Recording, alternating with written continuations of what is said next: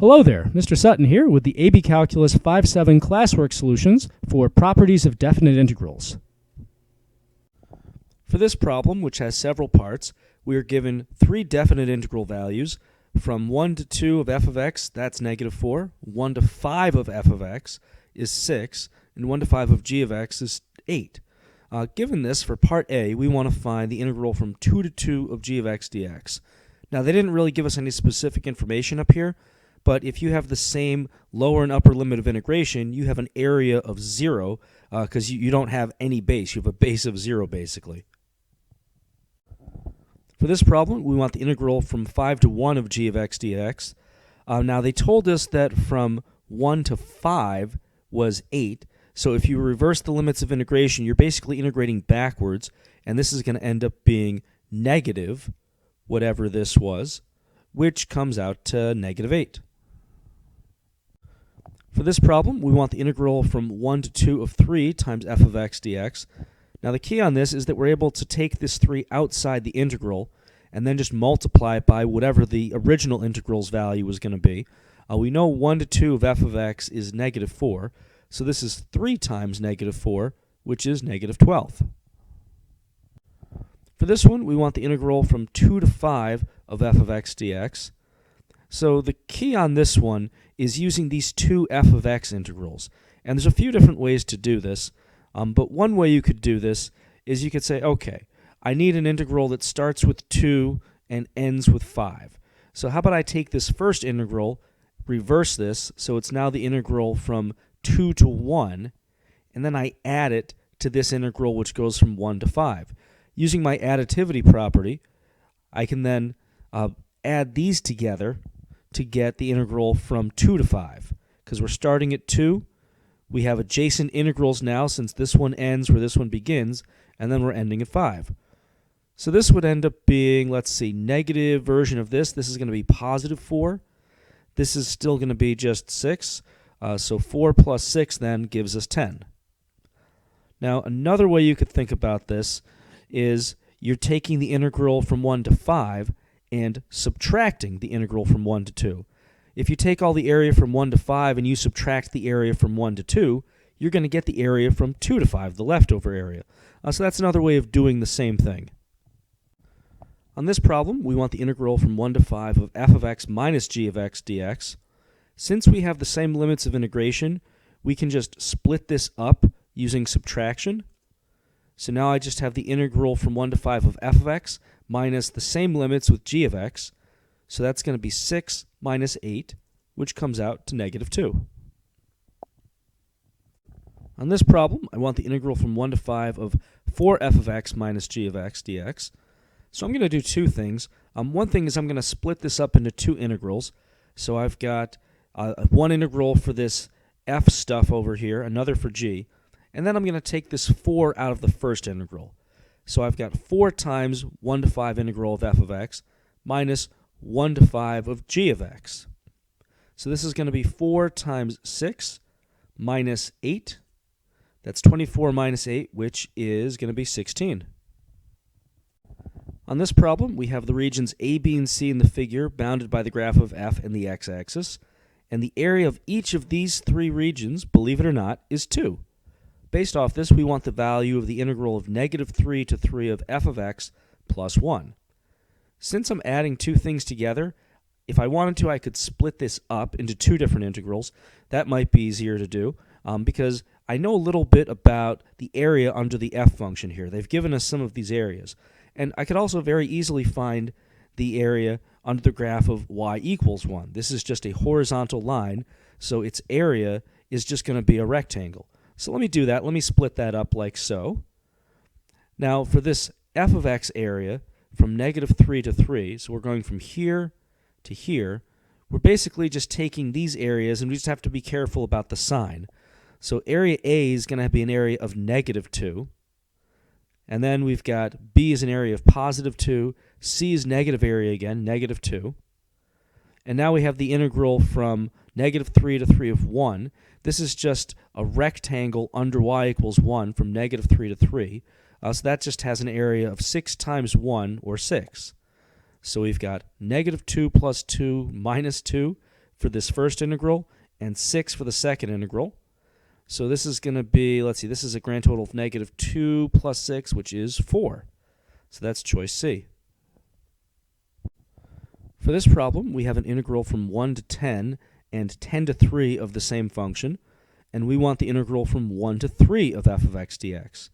The key on this one is that since I have an integral that is ending and another integral that is starting at the same limit of integration, if I add these two integrals together, I'm just going to get the integral from 1 to 3 of f of x dx. This is our additivity property. So essentially I can split this integral up into this integral plus this other integral, which means I'm essentially just doing 4 plus 7, which is 11, choice E. For this problem, there's good news and there's bad news. The good news is this is a calculator problem, as you can tell from the answer choices. The bad news is that if you try to do this on the calculator right away, you're going to get an error, because at some point you're essentially trying to plug 500 in for these exponents, which your calculator is not very happy about. So what we need to do here is a combination of definite integral rules followed by some calculation on the calculator. So we've got an integral from 1 to 500 of 13 to the x minus 11 to the x, and a very similar integral, 2 to 500 of, well, this is the opposite here. We've got 11 to the x minus 13 to the x. One thing we can do, though, if we were to factor a negative 1 out of this second integral and stick it out here, we could write this as minus the integral from 2 to 500 of 13 to the x minus 11 to the x. And how does that help us? Well, there's a few ways you could go from here. One way to think about this is we've got all the area from 1 to 500, and we're subtracting the area from 2 to 500. What's that going to leave us with? It's going to leave us with the area from just 1 to 2, because you subtracted all the stuff from 2 onwards. So you're just left with the area from 1 to this lower limit of integration. And another way to think about it is you could just turn this integral upside down, so make it from 500 to 2, turn this into a plus, and then using your additivity property, you've got the integral from 1 to 2. So either way you look at it, this is where we end up. At this point, we need to use a calculator. So to do this, we're going to go to Math, and option 9 gives us the definite integral. We're going from 1 to 2, and now the expression that we're going to plug in here, this is going to be 13 exponent x minus 11 to the x power. Whoops, let me get an 11 there. There we go. And all of that with a dx. There we are. So that comes out to 14.946, which is one of our answer choices, choice B. For this problem, we have the integral from negative 5 to 2 and from 5 to 2 of f of x dx. Based off of this, we want the integral from negative 5 to 5. So one way you could do this is you could split this up. You could say, okay, this is equivalent to the integral from negative 5 to 2 plus the integral from 2 to 5 of f of x dx. And if we were able to write things this way, I mean, our additivity property says if you're ending with one limit of integration and beginning with that same limit, you've essentially can just add these together. It's like adding two areas that share a common endpoint. But now, how do we get this second thing to work out? This first one we're already given. This is going to be negative 17. They already gave us that straight off the bat. This other one, though, they didn't quite give to us. They gave us the integral from 5 to 2. Well, the integral from 2 to 5 is just going to be the exact same area as this original integral, but with the opposite sign, because you're essentially integrating backwards. So this is going to be positive 4 instead of negative 4. So then we end up with negative 17 plus 4, which is negative 13, choice B. For this problem, there's a lot of different moving parts here. This one, it's best to start with the goal in mind and sort of reverse engineer things, figure out what you need to do to get to this point. So ultimately, we need the integral from 0 to 3 of f minus g. And we have this integral from 3 to 10 of f minus g.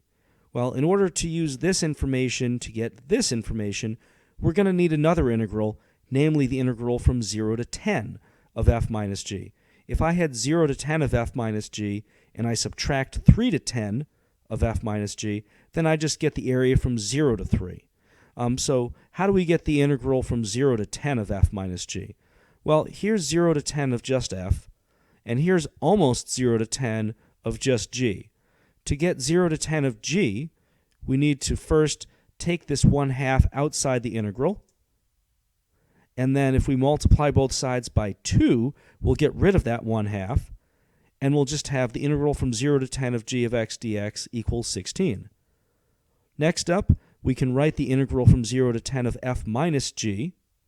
That's going to be the integral of f, right here, 21, minus the integral of g that we just found, 16. So that's a total of 5.